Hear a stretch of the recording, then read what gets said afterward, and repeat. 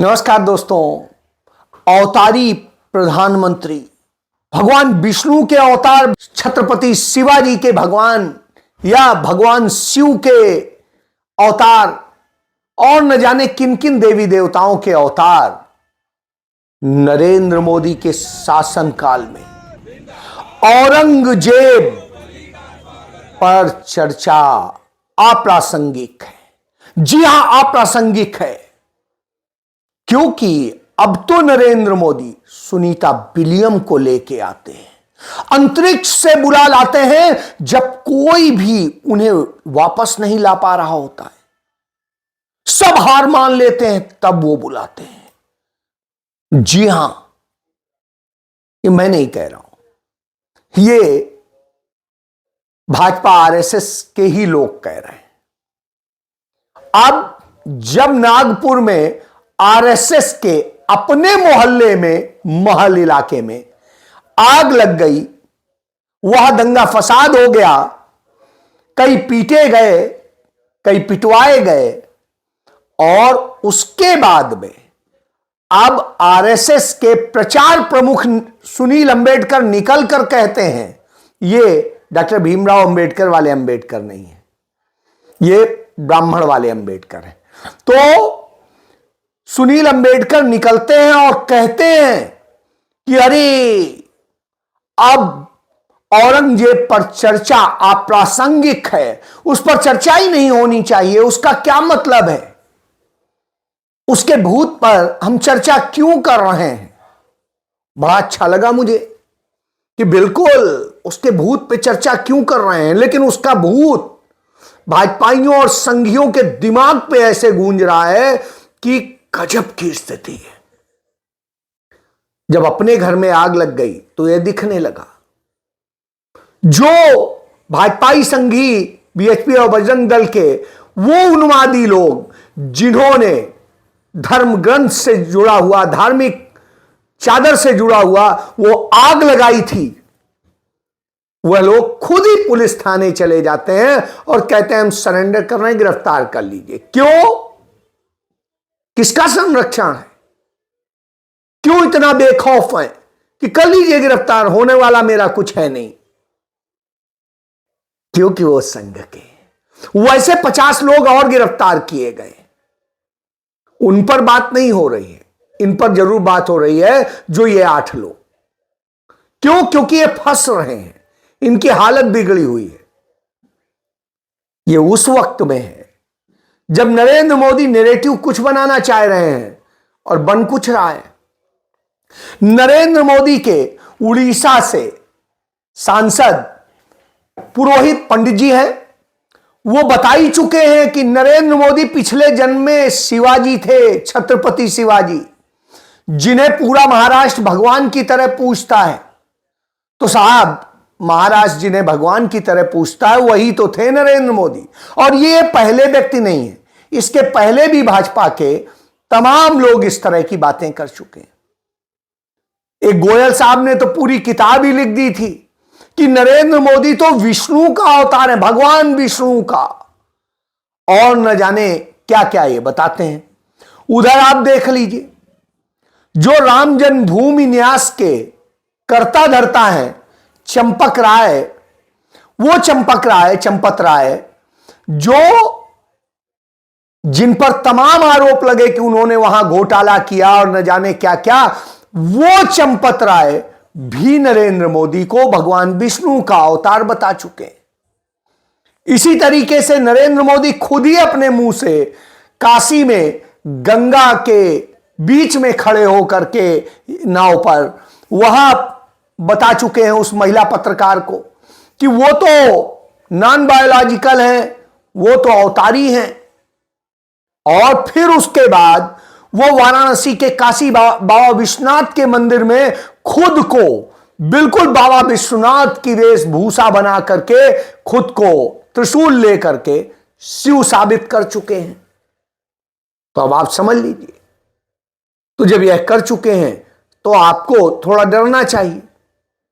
Corona के दौर में आपने देखा ही था कि उनके तमाम भक्त यही कह रहे थे, अरे हे भगवान है मोदी जी नहीं होते तो आप जिंदा नहीं होते, उन्होंने ने बचा लिया, मोदी जी ने बचा लिया।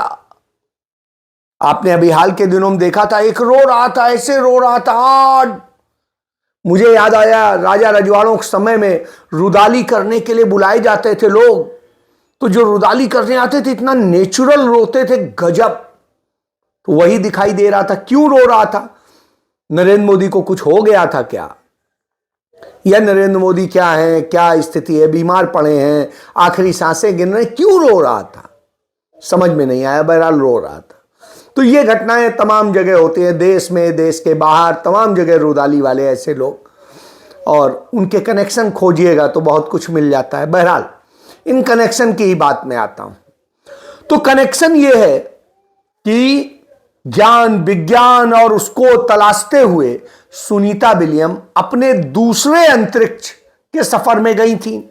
नासा ने भेजा था, 7 दिन का सफर था, 7 दिन का प्रोजेक्ट था, लेकिन वहां पहुंच के उनके तकनीकी खराबियों के कारण वो वापस नहीं लौट पाई। होते होते 286 दिन उन्हें रहना पड़ा। 286 दिनों बाद में नासा ने खुद तो नहीं भेजा, क्योंकि डोनाल्ड ट्रंप आ गए थे, तो एलन मस्क को उन्होंने कहा आप अपना प्रोजेक्ट भेज दीजिए। एलन मस्क ने अपना भेज दिया, वो गया और उसने वहां पर उन्हें अपने रॉकेट कैप्सूल से यहां वापस भेजा। बहरहाल वो धरती पर वापस आ गई, ये हम सबके लिए खुशी का पल है। लेकिन साहब, भारत का मीडिया, जिसे गोदी मीडिया भी कहते हैं, भारत के और तमाम सारे जो चैनल, सब यूं बखान कर रहे हैं जैसे अवतारी ने कृपा करी और सुनीता विलियम आ गई। अवतारी ने बड़ा वो किया, और फिर अवतारी ने चिट्ठी लिख दी। वो आ भी नहीं पाई थी, चिट्ठी लिख दी कि मेरे पास आना, आमंत्रण भेज दिया। और जब वो ये करते हैं तो साहब आता है कि सुनीता विलियम मूलतः गुजरात के परिवार से हैं, और जिस परिवार से उसका एक रिश्ता भी नरेंद्र मोदी से है, कि एक नरेंद्र मोदी के साथ गृह मंत्री हुआ करते थे, और मुख्यमंत्री पद के नरेंद्र मोदी और वो दोनों दावेदार थे। वो हरेन पांड्या, जिनकी हत्या हुई थी, जो अहमदाबाद में सैर करते हुए मार दिए गए थे, बिल्कुल सामान्य से रहते थे और उनको लोग बहुत चाहते थे।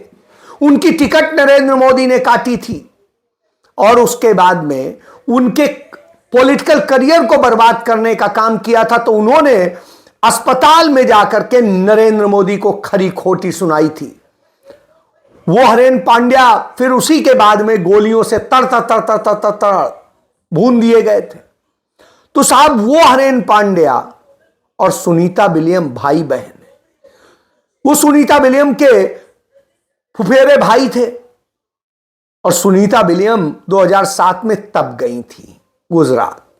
वैसे तो अमेरिका मूल की नागरिक है, उनके पिता पहुंच गए थे वहां पर, उन्होंने जो है शादी कर ली थी और उसके बाद वहीं बस गए थे। तो सुनीता विलियम तो वहीं पे पली बड़ी है, सब कुछ हुई। वो कभी भी वैसे भारत नहीं आई, अपने गांव नहीं आई। लेकिन साहब, नरेंद्र मोदी ने, अवतारी है, तो उन्होंने क्या किया, उनके गांव में पिछले 9 महीने से हवन यज्ञ पूजन हो रहा था सुनीता विलियम के लिए, और ये न जाने क्या क्या, ये गोदी मीडिया बता रहा है, मैं नहीं बता रहा हूं। तो इस तरह से करके किया। अब उसी सब का नतीजा है कि प्रभु ने उन्हें बचा लिया। बहरहाल मैं भी मान लेता हूं प्रभु ने बचा लिया। तो प्रभु ने उन हरेन पांड्या को क्यों नहीं बचा लिया था? उन्होंने तो कोई पाप नहीं किया था, उन्होंने कोई गलत काम भी नहीं किया था। उन्होंने तो गुजरात दंगों में नरेंद्र मोदी की उस भूमिका का खुलासा कर दिया था कि कैसे नरेंद्र मोदी ही उसके सबसे बड़े किंग पिन थे, और यदि वो उस दिन नहीं मरते तो वो गवाही देने जाने वाले थे सीबीआई के सामने, और सीबीआई को सबूत सौंपने वाले थे। तो साहब, वो हरेन पांड्या मार दिए जाते हैं। वो हरेन पांड्या के बाद में 2013 में गई थी सुनीता विलियम, तब भी नरेंद्र मोदी मुख्यमंत्री थे, उन्हें तो नहीं बुलाया था, और तब भी वो बड़ी देश का नाम रोशन करने वाली नासा की वैज्ञानिक थी। तो इससे आप समझ सकते हैं ये पूरा अब नरेंद्र मोदी को वो याद आ रही है। बहरहाल वो नरेंद्र मोदी के आमंत्रण पर उनसे मिलने जाएंगी नहीं जाएंगी मुझे नहीं पता, लेकिन नरेंद्र मोदी पर हरेन पांड्या के पिता ने लिखित रूप से शिकायत दे के आरोप लगाया था। उनके परिवार ने तमाम सबूत देते हुए आरोप लगाया था, सर्कमस्टांसेस सबूत दे करके, कि उनके हरेन पांड्या की हत्या नरेंद्र मोदी ने कराई है। बहरहाल कितना सही है कितना नहीं है, अदालतें किस तरह से काम करती हैं, ये सबने देख लिया है और उसके बाद में तमाम लोग बरी हो गए। यानी आप खेल को समझ लीजिए।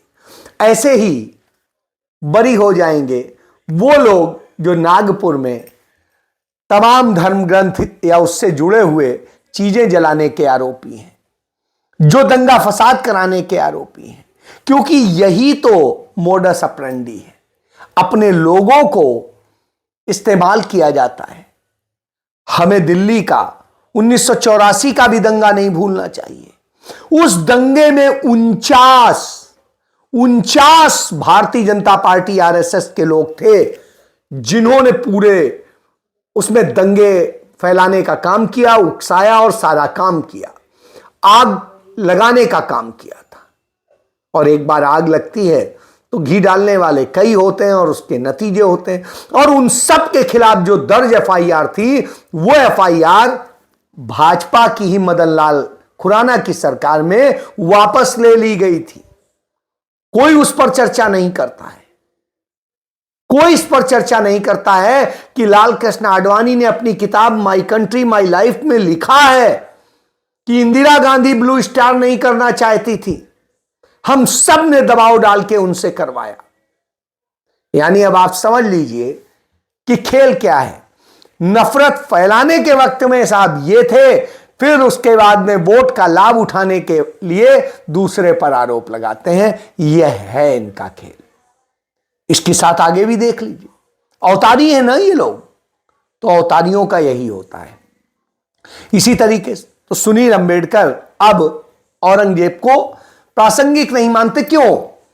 क्योंकि जिस खुलदाबाद में जहां औरंगजेब की मजार है, वहां के लोगों ने कहा, वहां हिंदू भी हैं मुसलमान भी हैं, सबके रोजी रोजगार चलते हैं, उन्होंने कहा कि साहब यदि ये आप कर रहे हैं, उनकी कब मजार को तोड़ने की बात कर रहे हैं, तो हम उसी से रोटी खाते हैं, कल के दिन हम क्या करेंगे, हमारे बच्चे क्या करेंगे, क्या खाएंगे पिएंगे, और कोई रोजगार तो यहां है नहीं, कुछ और नहीं है।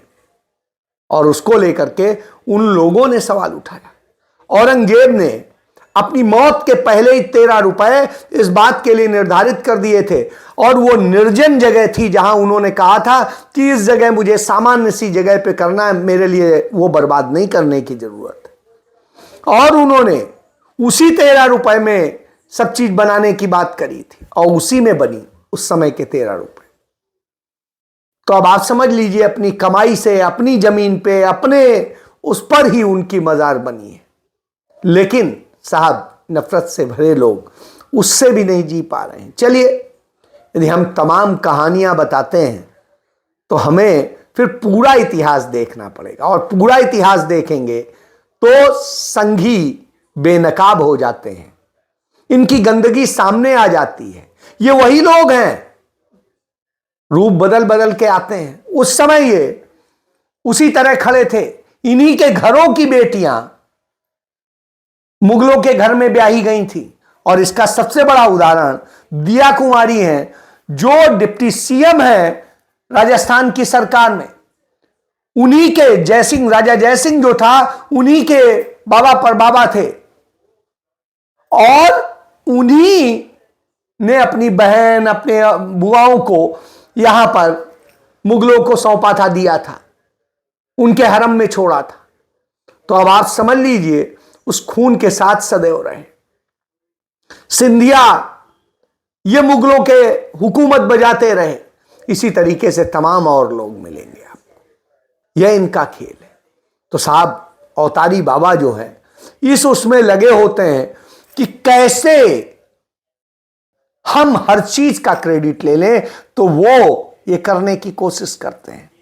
खुद आज तक नासा छोड़िए किसी भी प्रोजेक्ट में सफलतापूर्वक नहीं कर सके।